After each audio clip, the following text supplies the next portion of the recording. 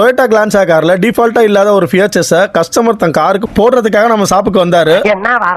எனக்கு என்ன தெரியும்? அது ஒண்ணுமில்ல, டயரை பஞ்சர் ஆகிறத தெரிஞ்சுக்க பாஸ் கம்பெனில டயர் பிரஷரை மானிட்டர் பண்ணக்கூடிய சென்சார் மவுத் வால்வை ஆட் பண்ணதான் புதுசாக வாங்கிட்டு வந்திருக்காரு. இந்த சென்சாரை வீலில் மாட்டி ப்ளூடூத் மூலமாக மொபைலில் கனெக்ட் பண்ணி ஏர் ப்ரெஷரை நம்மளால் தெரிஞ்சுக்க முடியும். கஸ்டமர் இதை வாங்கும் போது எந்தெந்த வீலில் எந்தெந்த சென்சாரை மாட்டணும்னு நோட் பண்ணி அதை ஆக்டிவேட் பண்ணி கொண்டு வந்தார். நம்ம நண்பர் முதல்ல டயரை கலட்ட ஆரம்பிச்சாரு. பிறகு கலட்டி முடிச்சதும் அதில் ஏற்கனவே இருந்த நார்மல் மவுத் வால்வை கட் பண்ணிட்டு அடுத்ததாக கஸ்டமர் கொண்டு வந்த புது மவுத் வால்வை சென்சாரை ஃபிட் பண்ணாமலே மாட்டிட்டாரு. நான் குமார் அவசரப்பட்டிய ரொம்ப ரொம்ப தவறு. யார் இந்த மாதிரி அவசரப்பட்டு மவுத் வால்வை மாட்டிடாதீங்க. ஏன்னா இதனால் சென்சார் சரியாக உட்காராமல் போகலாம். கூடவே இருந்திய செவ்வாழை நீ சொல்லித்தரக்கூடாதான்னு நீங்கள் கேட்குறது எனக்கு புரியுது. நாம் சொன்னால் எங்கே கேட்குறாங்க. இருந்தாலும் எப்படியோ கவனமாக அந்த பிரச்சனையை சரி பண்ணியாச்சு. அதை கன்ஃபார்ம் பண்ணிக்க கஸ்டமர் மொபைலில் செக் பண்ணும்போது சென்சார் ஆக்டிவேஷன் தான் இருந்துச்சு.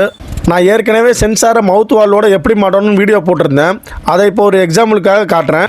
எப்போவுமே சென்சாரை மவுத் வால்வோட ஸ்க்ரூ போட்டு கனெக்ட் பண்ணிட்டு தான் வீலில் மாட்டணும். நிறைய பேர் அவசரப்பட்டு மவுத் வால்வை வீலில் மாட்டிட்டு பிறகு சென்சாரை கீழே வச்சு மாட்டுறாங்க. அப்படி பண்ணக்கூடாது. இந்த வீடியோவில் உள்ள மாதிரி முறைப்படி பார்த்து மாட்டுங்க.